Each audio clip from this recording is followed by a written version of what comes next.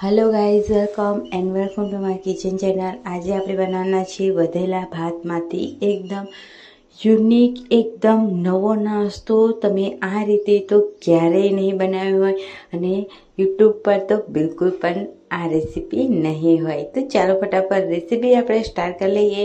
આ બિલકુલ પણ હાંડવું નથી અને ખૂબ સરસ એવી રેસીપી છે, ઝટપટથી તૈયાર થઈ જાય છે વધેલા ભાતમાંથી। જો તમે ભાતને ફેંકી દેતા હશો તો તમે આ રીતે તમે એક વખત તો જરૂરથી બનાવશો।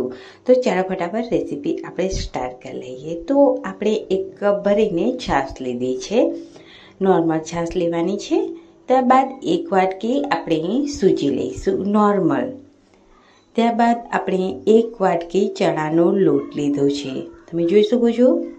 ત્યારબાદ આપણે 5 બટેટા લીધા છે બાફીને, અને આપણે એક વાટકી વધેલા ભાત લીધા છે અને મસાલા, અને આપણે વેજીટેબલ્સ લઈ લીધા છે। તમારા મનપસંદ વેજીટેબલ્સ તમે એડ કરી શકો છો।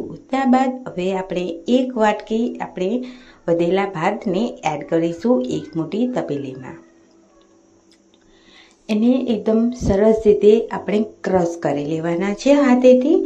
જે મિશ્રણ છે તે એકદમ સ્મૂથ એવું તૈયાર થશે આપણું, એટલે આપણે તેને હાથેથી આપણે ભાતને ક્રશ કરી લઈશું।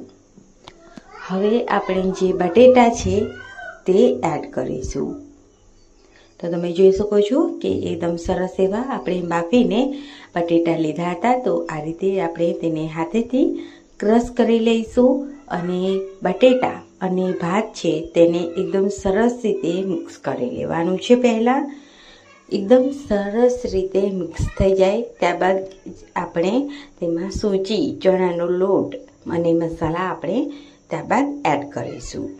તો ખૂબ સરસ એવો આ નાસ્તો તૈયાર થાય છે, અને એકદમ હેલ્ધી એવો પણ નાસ્તો છે। તમે બાળકોને પણ આપી શકો છો। તો એક વખત તમે બનાવશો તો તમે આ રીતે વારંવાર બનાવશો। તો અહીંયા એક તીખી મરચી, આદુ મરચાંની પેસ્ટ, ડુંગળી અને એક ધાણા અને આપણે મકાઈના દાણા લીધા છે, તે આપણે બાફીને લઈ લીધા છે। તમે જો ના ખાતા હોય તો સ્કીપ પણ કરી શકો છો। ત્યારબાદ તેમાં આપણે વેજીટેબલ્સ એડ કર્યા બાદ તેમાં સૂજી અને ચણાનો લોટ એડ કરી દઈશું। ત્યારબાદ હવે આપણે મસાલા એક મોટી ચમચી લીધા છે। તો તમે જોઈ શકો છો કે આપણે જે મસાલા હોય છે નોર્મલ તે જ મસાલા એડ કરેલા છે મેં। ત્યારબાદ તેમાં એક કપ ભરીને આપણે છાશ એડ કરી દઈશું, અને અડધો લીંબુનો રસ એડ કરી દઈશું। તમારા ખટાશ પ્રમાણે અને તમારા સ્વાદ અનુસાર પ્રમાણે તમારે છાશ અને લીંબુને એડ કરવાનું। તો જો મેં મેજરમેન્ટ બતાવ્યું છે એ રીતે તો તમારે બિલકુલ પણ તમારે આ નાસ્તામાં ખટાશ નહીં લાગે, કેમ કે આપણે જે છાશ લીધી છે તે એકદમ નોર્મલ લીધી છે, એટલે બિલકુલ પણ આપણા નાસ્તામાં ખટાશ નહીં આવે, અને એકદમ સરસ એવો આપણો સોફ્ટ નાસ્તો તૈયાર થશે। તો એકદમ ઝડપથી આ નાસ્તો તૈયાર થઈ જાય છે। તમે આમાં વેજીટેબલ્સ તમારા અકોર્ડિંગ તમે એડ કરી શકો છો। તમે ડુંગળી જો ના ખાતા હોય તો સ્કીપ પણ કરી શકાય। હવે આપણે બધું મિક્સ કરી લેવાનું, અને ત્યારબાદ તેમાં આપણે 1 ગ્લાસ પાણી એડ કરીશું। તો થોડું થોડું પાણી આપણે એડ કરવાનું છે। બેટર છે તેને આપણે એકદમ ઠીક એવું રાખવાનું છે, જેથી આપણે બિલકુલ પણ આપણું બેટર છે તે એકદમ ઢીલું ના થઈ જાય, એટલે આપણે થોડું પાણી એડ કરી અને બેટરને મિક્સ કરવાનું। હવે આપણે જે બેટર છે તેને આપણે 15 મિનિટ માટે રેસ્ટ માટે મૂકીશું। 15 મિનિટ થઈ ગઈ છે, અને તમે જોઈ શકો છો કે આપણું બેટર એકદમ ખીલું અને તૈયાર થઈ ગયું છે। તો આપણું બેટર છે તે નાસ્તા માટે તૈયાર છે। હવે આપણે ગેસ ઉપર કઢાઈ મૂકીશું, અને તેમાં 1 ચમચી તેલ એડ કરીશું, 1 ચમચી રાઈ એડ કરીશું, અને તલ એડ કરીશું 1 ચમચી, અને તેમાં આપણે બેટરને એડ કરી દઈશું। તો ખૂબ ઓછા તેલમાં આ નાસ્તો બનીને તૈયાર થઈ જાય છે. તો તમે એક વખત જરૂરથી બનાવીને ટ્રાય કરી શકો છો. હવે આપણે બેટરને એડ કરી અને તેને 2 મિનિટ માટે ધીમા તાપે તેને કૂક કરવાનું છે વન સાઈડ. તો એકદમ સરસ એવું વન સાઈડ કૂક થઈ જાય, એકદમ ક્રિસ્પીનેસ આવી જાય એટલે આપણે આ રીતે ચમચાના મદદથી તેને ઉકાળી લઈશું અને બીજી સાઈડ તેને ફેરવી લઈશું. તો તમે જોઈ શકો છો કે એકદમ સરસ એવો નાસ્તો, આપણો ક્રિસ્પી એવો નાસ્તો તમે જોઈ શકો છો, ખૂબ સરસ એવો દેખાઈ રહ્યો છે. હવે આપણે તેને ફરીથી ઢાંકણ ઢાંકી અને 2 મિનિટ માટે કૂક કરી લઈશું. તો બંને બાજુથી આપણે તેને એકદમ ગોલ્ડન બ્રાઉન થાય ત્યાં સુધી તેને તૈયાર કરી લેવાનો છે.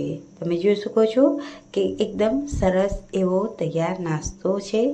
તો હવે આપણે તેને એકદમ સરસ રીતે ક્રિસ્પીનેસ થાય ત્યાં સુધી તેને શેકી લેવાનો અને તેને આપણે સાઈડમાં કરી લઈશું, એક પ્લેટમાં કાઢી લઈશું અને આ જ રીતે આપણે આ નાસ્તાને તૈયાર કરીશું. તો આપણે કોઈ પણ ઈનો કે બેકિંગ સોડા પાવડર ઉમેર્યા વગર આપણે આ નાસ્તો એકદમ સોફ્ટ અને એકદમ હેલ્ધી એવો નાસ્તો આપણે આ તૈયાર કરી શકીએ છીએ. તો એક વખતથી તમે આ નાસ્તો બનાવીને ટ્રાય કરી શકો છો. તો વધેલા ભાતમાંથી આ નાસ્તો ખૂબ સરસ એવો તૈયાર થાય છે. તમે આમાં વધારે વેજીટેબલ્સ પણ એડ કરી શકો છો. તો એકદમ હેલ્ધી એવો નાસ્તો તૈયાર થાય છે. હવે આપણે આ રીતે જ બધા નાસ્તો તૈયાર કરી લઈશું. તો આ રીતે આપણે બંને બાજુથી ગોલ્ડન બ્રાઉન થાય એટલે આપણે તેને કાઢી લેવાનું છે. તો હવે આપણે તેને સર્વિંગ પ્લેટમાં સર્વ કરી લઈએ. તમે આ નાસ્તાને ટમેટો કેચઅપ કે ગ્રીન ચટણી સાથે સર્વ કરી શકો છો. ખૂબ સરસ એવો નાસ્તો આ તૈયાર થાય છે અને ખૂબ સરસ એવો નાસ્તો પણ લાગે છે. તો ઝટપટથી તૈયાર થતો અને બાળકોને પણ ભાવતો આ નાસ્તો એકદમ સરસ એવો છે. તો એક વખત જરૂરથી બનાવજો. તમને હું બંને બાજુથી બતાવી દઉં તો તમે જોઈ શકો છો આપણો નાસ્તો એકદમ સોફ્ટ અને એકદમ ક્રિસ્પી એવો તૈયાર થયો છે. એકદમ ચટપટો નાસ્તો છે, એક વખત જરૂરથી બનાવજો. તો આવી જ રેસીપી અને આવા જ અવનવા વિડીયો જોવા માટે અમારી ચેનલને લાઈક, શેર અને સબસ્ક્રાઈબ કરી લેજો. જો તમે અમારી ચેનલ પર નવા હોય તો પ્લીઝ લાઈક કરીને અને સબસ્ક્રાઈબ કરી લેજો. તો તમે જોઈ શકો છો કે આપણો નાસ્તો છે તે એકદમ સોફ્ટ એવો તૈયાર થયો છે. તો આવી જ રેસીપીઓ સાથે અને આવા જ અવનવા વિડીયો સાથે આવતી રેસીપીમાં મળીશું. ત્યાં સુધી બધાને આવજો. Bye bye, take care.